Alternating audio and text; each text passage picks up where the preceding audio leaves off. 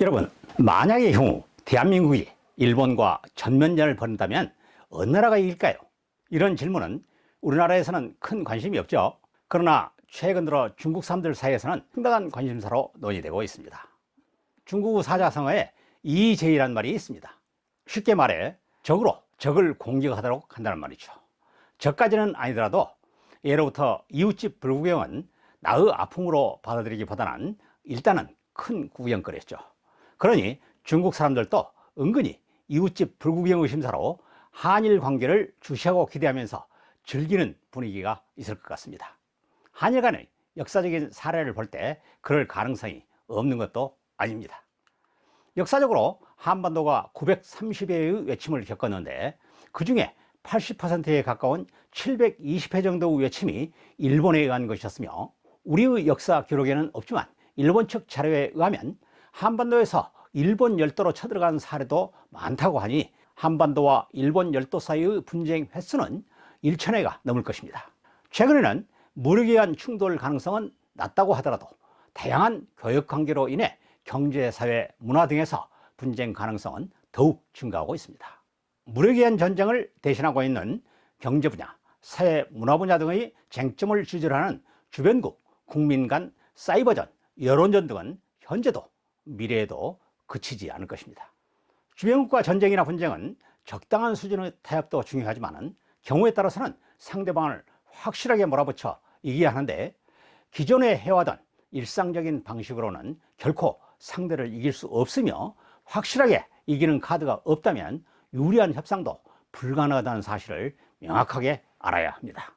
무력에 의한 전쟁에서 흔히 기습 달성과 주도권 장악을 전승의 결정적인 요소로 제시하는데, 여기서 기습이란 상대가 예상치 못한 시간, 장소, 방법으로 갑작스러운 공격을 가해 상대방에게 대응할 여유를 주지 않고 주도권을 장악하는 것입니다. 이때 기습이란 상대방이 알지 못하도록 하는 것도 중요하지만, 알았다 하더라도 대비책을 강구하기에는 너무 늦어버려 속수무책으로 당할 수밖에 없는 상태를 만드는 것입니다. 오늘은 기습의 요소, 즉 상대방이 예상치 못한 시간, 장소, 방법 중에서 새로운 방법으로 적을 공격에 대승을 거둔 사례를 소개해 드리겠습니다. 여러분께서도 잘 알고 계시는 고려말 공민왕식이 외국의 침구에 대응했던 최무선의 진포대첩 사례입니다. 1336년부터 일본에서 남북조 시대가 시작되었습니다. 일본 열대에 2명의 덴노가 존재했던 시기로 교토, 오사카 중심의 북조와 요시노, 규슈섬 중심의 남조가 등장합니다. 두 세력의 전쟁이 계속되면서 군량이 부족한 규슈의 남조 세력 중 대마도와 연계한 세력이 한반도로 침구, 즉 침입에 노략질을 계속하게 됩니다. 왜군은 일본을 치하는 외에 떼강도라는 뜻의 구를 붙인 것입니다. 그러니 일본인 도적대라고 할 수 있습니다. 외국의 침구는 1350년을 기점으로 고려 말기에 급격하게 늘어났습니다. 1350년에 10회를 시작으로 외국의 침구는 계속 증가해 1377년 한 해에는 67회나 침구했습니다. 1350년이 경인년인데, 그래서 그때부터 고려 말까지 왜구를 경인년 이후 왜구라고 합니다. 왜구의 규모는 매번 수십 척부터 수백 척이나 되었는데, 해안에 상륙한 왜구는 곧바로 내륙으로 진격해 관가와 민간인을 습격하고 살해, 약탈을 자행했습니다. 원래 고려는 우수한 수군을 보유하고 있었으며 영몽연합군으로 일본 정벌에서 많은 활약을 하기도 했지만 그 후 수군의 전투가 거의 없어 무력화되고 말았습니다.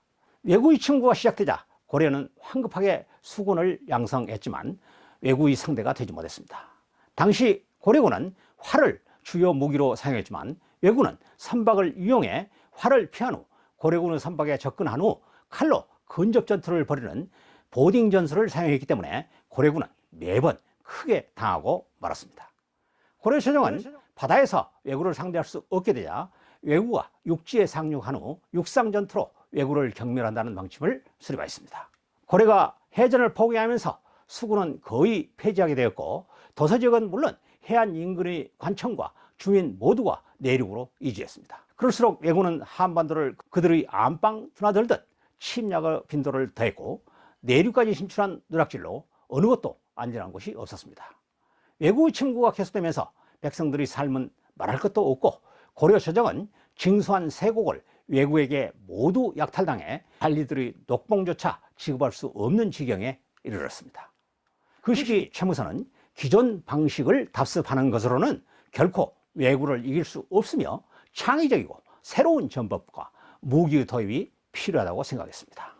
최무선이 생각한 것은 당시 개발 초기에 있던 화포를 해전에 도입해 외구 함정이 고려군의 함정에 접촉하기 전에 깨뜨리고 불살라야 한다는 것이었습니다. 화약은 600년대 당나라에서 우연히 발명해 송나라 시대부터 무기로 사용하기 시작했고, 그 후 몽골 원나라 시기인 1332년에 제작한 화포가 최초 화포로 알려져 있습니다. 고려조정은 외구 격퇴를 위해 원나라의 화약 화포 제조 기술을 계승한 명나라에게 화약 공급을 요청했지만 명나라는 극히 소량의 화약만을 제공했으며 화약과 화포 기술을 국가 기밀로 취급하고 있었습니다. 왜구를 경멸하기 위한 최미선의 창의적인 방법을 실현하기 위해서는 화약 제조를 위한 자체 기술 개발이 필수적이었습니다. 또한 왜구와 해전을 위해서는 지상에서 사용해온 화약과 화포를 흔들리는 배 위에서도 사용할 수 있다는 발상의 전환이 필요했습니다. 최무선은 화약과 화포를 자체 개발하는 데 몰두했습니다. 이때 더 중요한 것은 이제껏 화포는 반동으로 인해 집안이 튼튼한 지면에서 사용해야 한다는 고정관념을 타파하고 흔들리는 배 위에서도 화포를 사용할 수도 있다는 새로운 개념을 주위 사람들에게 이해시키는 것이었을 것입니다. 지성이면 간천이라고 했던가, 최무선의 화약 개발은 원나라 화약 기술자 이원을 만나면서 급진전하게 되었고, 조정에 화통도감을 설치해 대장군포, 이장군포, 삼장군포, 육화포, 석포, 화포, 신포, 화통, 천령전 등 각종 화포를 만들었다고 조선의 태조실록에 기록하고 있습니다. 1380년 8월 왜구가 500여 척의 병선으로 금강하구 진포로 침공했습니다. 그들은 작은 배들을 서로 묶어 연결함으로써 많은 군량을 적재할 수 있도록 준비해두고 내륙으로 진격했습니다. 고려 조정은 나세를 원수로 삼고 심덕부와 최무선을 부원수로 삼아 100여 척의 함선으로 개성에서 진포로 진격해 왜구를 격파하도록 했습니다. 서해안의 해로를 이용해 남한 고려 수군은 진포에 도착해 왜구의 함대를 함포를 이용해 기습 공격했습니다. 고려군의 함포 공격에 왜구는 대응책을 강구할 수 없었습니다. 그들이 허둥대는 사이 고려군의 함포와 화전, 화통 등이 위력을 발휘하면서 외선 모두가 불타고 함대에 남아있던 왜구 대부분은 몰살했습니다. 1350년 왜구가 본격적으로 침공하기 시작한 후 고려 수군 최초의 승리였으며 세계 해전 사상 최초의 함포를 사용한 사례였습니다. 세계 해전에서 함포를 도입한 것은 그로부터 200년 후인 1571년 유럽연합 기독교 국가와 오스만 투르크의 이슬람 국가 대결인 레판토 해전이었습니다. 이순신 해전의 승리 요결도 함포 활용에 있었다고 할 수 있습니다. 현재까지도 세계 해전사에 잘 알려져 있지 않은 최무선의 진포 대첩이 세계 해전의 역사를 새롭게 쓰게 했습니다. 우리나라의 많은 사람들도 함포의 최초 사용 여부는 물론 진포가 어디에 있는지에 대해서도 잘 알지 못합니다. 진포의 위치를 두고 아직까지도 군산시와 서천군 사이의 논쟁도 계속되고 있습니다.